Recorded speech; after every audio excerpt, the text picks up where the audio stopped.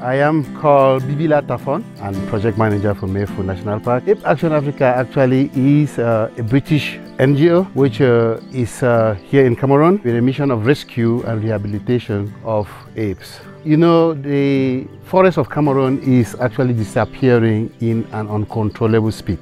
This is rendering the occupants of this forest, which are the apes and even other animals, homeless. And consequently, of course, a great influx of these animals in hotels, villages, you know, private homes, and the cities even.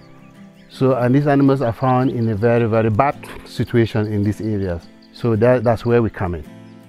The first reason is to rescue them. Because when they are found in these places, we have other NGOs that we work in collaboration with, which they might go out and do seizure of these animals because they are illegally kept. They'll bring these animals to us to be able to provide them with shelter. We have situations where you have like almost a semi-zoo living in some hotels, like different type of animals. If we identify situations like this, we then organize missions with the state. Then we go there and try to see if we can rescue these animals, take them back to the project. There was a British man called Christopher Mitchell. He was a zoologist. He visited Cameroon and he was doing a voluntary service, and that's where he met the zoo. And the animals that were living there were living in terrible situation. The condition was very, very deplorable. So when he saw these animals, he felt so pity for them. And he had to go back home to his country and decided to come back and help these animals. So that was the beginning of the project.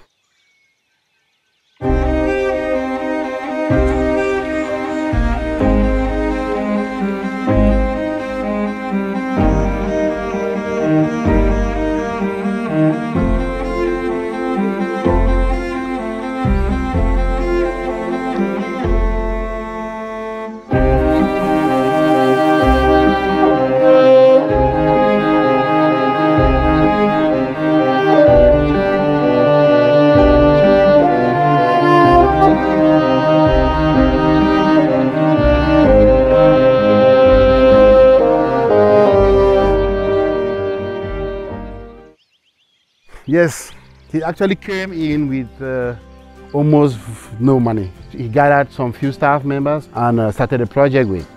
And he was just merely struggling to feed at least. He was ready to even go into the bushes and look for wild fruit, wild bananas and stuff to feed these animals. You know, it started all like with nothing. One of the biggest challenges we are facing in this project is funding. It's not very easy, you know. We talk about 50 staff members, we talk about over 370 animals in this project, which we're counting at least 120 chimpanzees, more than 22 gorillas and other monkeys.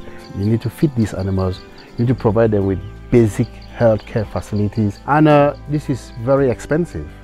We are spending at least 13 million francs CFA to run this project per month. It's not easy to get this money.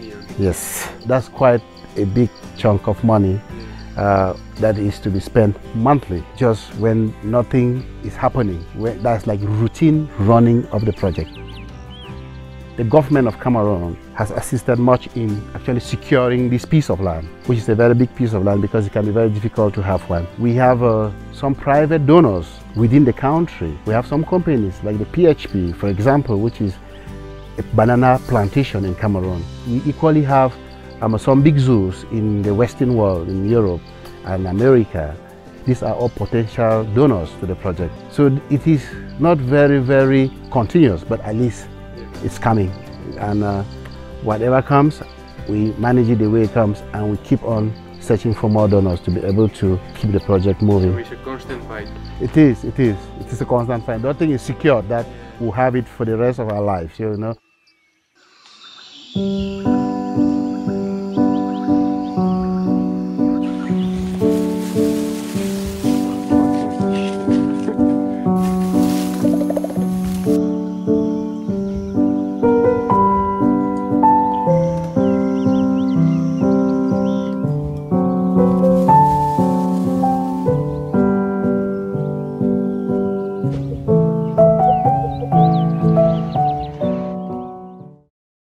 We have other issues that are also very challenging, like managing new arrivals.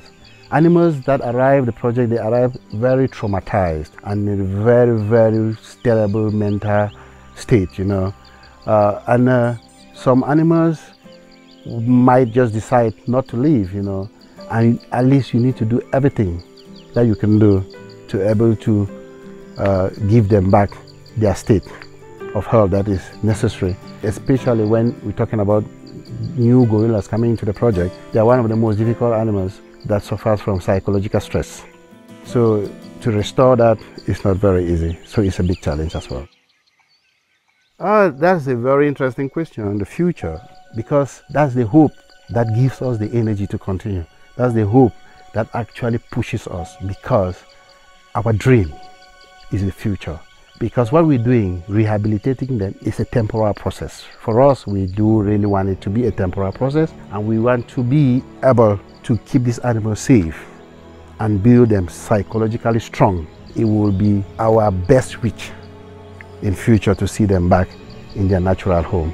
So that is what we are looking for.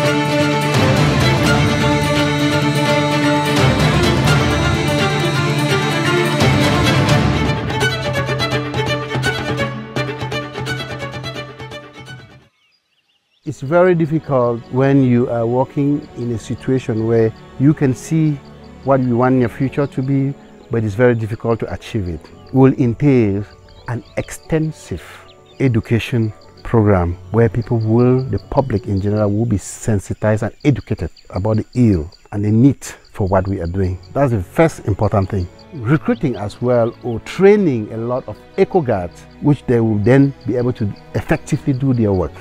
That these animals, if they are going back, they have to be safe and protected. So we need a protected area. So this protected area has to be created, and it's a very difficult and long process.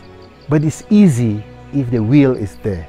So if these areas are secured and protected with enough eco guards and enough sensitization of the public, then this process is possible. Yes. These animals that we are keeping under our care, you know, these are very special beings. They observe the world with faces like us. They manipulate tools. I think they are our very, very distant relative. And I think there is just all reason to protect their interests. All we need to do is to put our hands together and help the cause of these closest cousins.